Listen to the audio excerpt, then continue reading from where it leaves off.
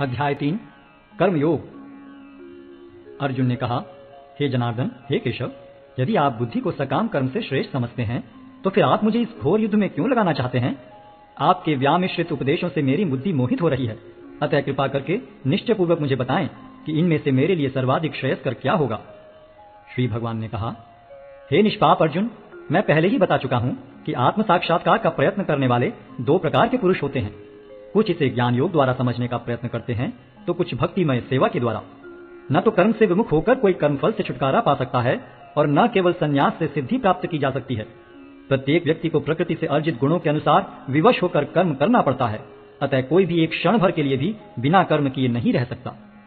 जो कर्म इंद्रियों को वश में तो करता है, किंतु जिसका मन इंद्रिय विषयों का चिंतन करता रहता है, वह निश्चित रूप से स्वयं को धोखा देता है और मिथ्याचारी कहलाता है। दूसरी ओर यदि कोई निष्ठावान व्यक्ति अपने मन के द्वारा कर्मेंद्रियों को वश में करने का प्रयत्न करता है और बिना किसी आसक्ति के कर्मयोग प्रारंभ करता है तो वह अति उत्कृष्ट है। अपना नियत कर्म करो, क्योंकि कर्म न करने की अपेक्षा कर्म करना श्रेष्ठ है। कर्म के बिना तो शरीर निर्वाह भी नहीं हो सकता। श्री विष्णु के लिए यज्ञ रूप में कर्म करना चाहिए, अन्यथा कर्म के द्वारा इस भौतिक जगत में बंधन उत्पन्न होता है। अतः हे कुंती पुत्र, उनकी प्रसन्नता के लिए अपने नियत कर्म करो। इस तरह तुम बंधन से सदा मुक्त रहोगे। सृष्टि के प्रारंभ में समस्त प्राणियों के स्वामी ने विष्णु के लिए यज्ञ सहित मनुष्यों तथा देवताओं की संततियों को रचा और उनसे कहा, तुम इस यज्ञ से सुखी रहो, क्योंकि इसके करने से तुम्हें सुखपूर्वक रहने तथा मुक्ति प्राप्त करने के लिए समस्त वांछित वस्तुएं प्राप्त हो सकेंगी। यज्ञों के द्वारा प्रसन्न होकर देवता तुम्हें भी प्रसन्न करेंगे और इस तरह मनुष्यों तथा देवताओं के मध्य सहयोग से सबों को संपन्नता प्राप्त होगी।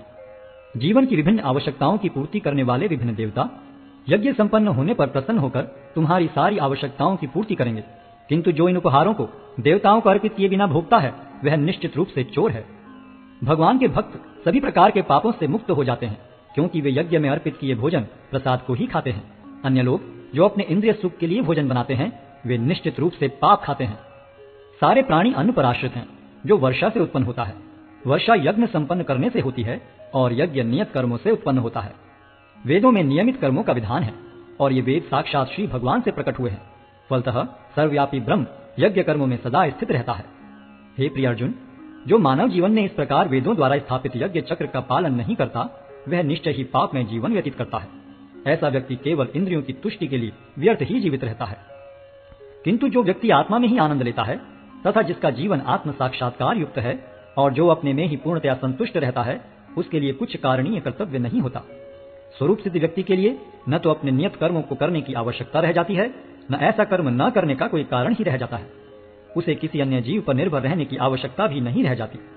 अतः कर्मफल में आसक्त हुए बिना मनुष्य को अपना कर्तव्य समझकर निरंतर कर्म करते रहना चाहिए, क्योंकि अनासक्त होकर कर्म करने से उसे परब्रह्म की प्राप्ति होती है। जनक जैसे राजाओं ने केवल नियत कर्मों को करने से ही सिद्धि प्राप्त की। अतः सामान्य जनों को शिक्षित करने की दृष्टि से तुम्हें कर्म करना चाहिए। महापुरुष जो जो आचरण करता है सामान्य व्यक्ति उसी का अनुसरण करते हैं। वह अपने अनुसरणीय कार्यों से जो आदर्श प्रस्तुत करता है संपूर्ण विश्व उसका अनुसरण करता है। हे प्रथापुत्र, तीनों लोकों में मेरे लिए कोई भी कर्म नियत नहीं है। न मुझे किसी वस्तु का अभाव है और न आवश्यकता ही है, तो भी मैं नियत कर्म करने में तत्पर रहता हूँ। क्योंकि यदि मैं नियत कर्मों को सावधानी पूर्वक न करूं तो हे पार्थ, यह निश्चित है कि सारे मनुष्य मेरे पथ का ही अनुगमन करेंगे। यदि मैं नियत कर्म न करूं तो ये सारे लोग नष्ट हो जाएंगे। तब मैं अवांछित जन समुदाय को उत्पन्न करने का कारण हो जाऊंगा और इस तरह संपूर्ण प्राणियों की शांति का विनाशक बनूंगा। जिस प्रकार अज्ञानी जन फल की आसक्ति से कार्य करते हैं, उसी तरह विद्वान जनों को चाहिए कि वे लोगों को उचित पथ पर ले जाने के लिए अनासक्त रहकर कार्य करें। विद्वान व्यक्ति को चाहिए कि वह सकाम कर्मों में आसक्त अज्ञानी पुरुषों को कर्म करने से रोके नहीं, ताकि उनके मन विचलित न हो, अपितु भक्ति भाव से कर्म करते हुए वह उन्हें सभी प्रकार के कार्यों में लगाएं, जिससे कृष्ण भावनामृत का क्रमिक विकास हो। जीवात्मा अहंकार के प्रभाव से मोहग्रस्त होकर अपने आप को समस्त कर्मों का कर्ता मान बैठता है, जबकि वास्तव में वे प्रकृति के तीनों गुणों द्वारा संपन्न किए जाते हैं। हे महाबाहो, भक्ति भाव में कर्म तथा सकाम कर्म के भेद को भली भांति जानते हुए जो परम सत्य को जानने वाला है, वह कभी भी अपने आप को इंद्रियों में तथा इंद्रिय तृप्ति में नहीं लगाता। माया के गुणों से मोहग्रस्त होने पर अज्ञानी पुरुष पूर्णतया भौतिक कार्यों में संलग्न रहकर उनमें आसक्त हो जाते हैं। यद्यपि उनके ये कार्य उनमें ज्ञानाभाव के कारण अधम होते हैं, किंतु ज्ञानी को चाहिए कि उन्हें विचलित न करे। अतः हे अर्जुन, अपने सारे कार्यों को मुझ में समर्पित करके मेरे पूर्ण ज्ञान से युक्त होकर लाभ की आकांक्षा से रहित, स्वामित्व के किसी दावे के बिना तथा आलस्य से रहित होकर युद्ध करो। जो व्यक्ति मेरे आदेशों के अनुसार अपना कर्तव्य करते रहते हैं और ईर्ष्या रहित होकर इस उपदेश का श्रद्धापूर्वक पालन करते हैं वे सकाम कर्मों के बंधन से मुक्त हो जाते हैं। किंतु जो ईर्ष्यावश इन उपदेशों की उपेक्षा करते हैं और इनका पालन नहीं करते, उन्हें समस्त ज्ञान से रहित, दिग्भ्रमित तथा सिद्धि के प्रयासों में नष्ट भ्रष्ट समझना चाहिए। ज्ञानी पुरुष भी अपनी प्रकृति के अनुसार कार्य करता है, क्योंकि सभी प्राणी तीनों गुणों से प्राप्त अपनी प्रकृति का ही अनुसरण करते हैं।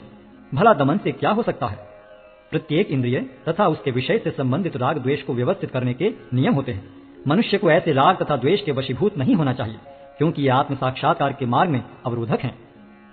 अपने नियत कर्मों को दोषपूर्ण ढंग से संपन्न करना भी अन्य के कर्मों को भली भांति करने से श्रेयस्कर है।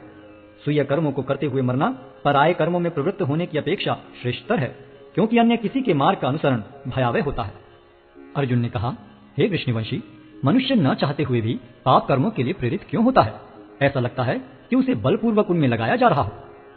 श्री भगवान ने कहा, हे अर्जुन, इसका कारण रजोगुण के संपर्क से उत्पन्न काम है, जो बाद में क्रोध का रूप धारण करता है और जो इस संसार का सर्वभक्षी पापी शत्रु है। जिस प्रकार अग्नि धुएं से, दर्पण धूल से अथवा भ्रूण गर्भाशय से आवृत रहता है, उसी प्रकार जीवात्मा इस काम की विभिन्न मात्राओं से आवृत रहता है।